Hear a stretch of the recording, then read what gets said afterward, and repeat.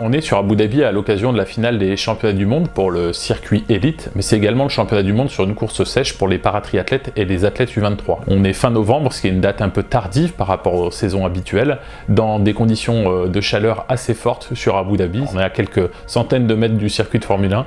On a des circuits plutôt très urbains avec la particularité d'avoir une route assez glissante par le sable. Le programme de compétition est assez dense sur ces championnats du monde. Il est ramassé sur 3 jours avec en ouverture les championnats du monde de paratriathlon le jeudi. 12 paratriathlètes composent l'équipe de France de paratriathlon. Ils représentent 8 dossards au départ de l'épreuve parce que nous avons 4 tandems. La sélection a été extrêmement élevée sur cette compétition puisque du coup nous avons des prétentions de médailles dans l'ensemble de ces catégories.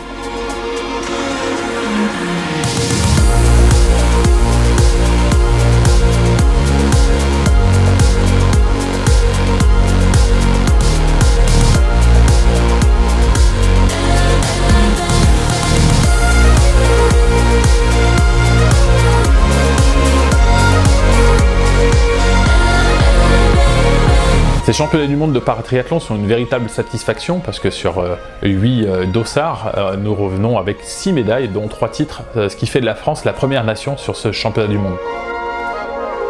Sur les championnats du monde espoir, l'objectif est à minima d'aller chercher une place de finaliste, voire de pouvoir aller chercher une médaille sur ce championnat du monde U23 dans lequel nous avons 3 Français au départ de l'épreuve.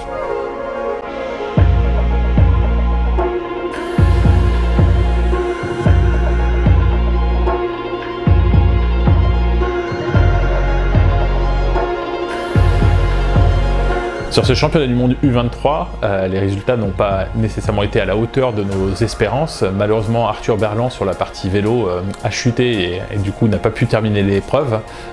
Paul-Georges Antoun termine à la 7e place, Valentin Borlec lui à la 23e place.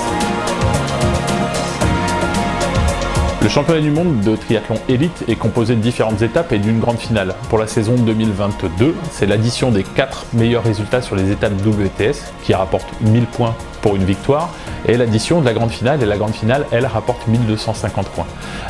L'objectif pour l'équipe de France est de ne pas se projeter sur la partie de ce classement général final. C'est bien de performer sur la course d'un jour, sur cette grande finale du championnat du monde. C'est pour ça que sur les 7 sportifs sélectionnés, 6 avaient fait l'impasse sur l'épreuve des Bermudes pour pouvoir vraiment se préparer dans les meilleures conditions pour cette grande finale ici à Abu Dhabi.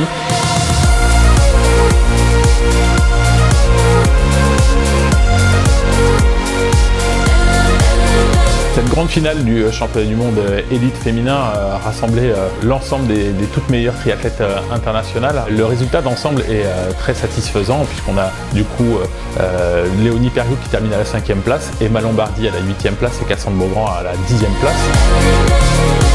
Cette course élite homme a apporté entière satisfaction avec la victoire finale de Léo Bergère, sa première sur ce niveau de compétition, WTCS. On avait 3 Français qui étaient portés sur l'avant dans un groupe de 9 athlètes et du coup Léo qui a pu s'envoler vers la victoire, bien aidé par ses camarades d'échappée, Pierre Lecor et Vincent Louis notamment.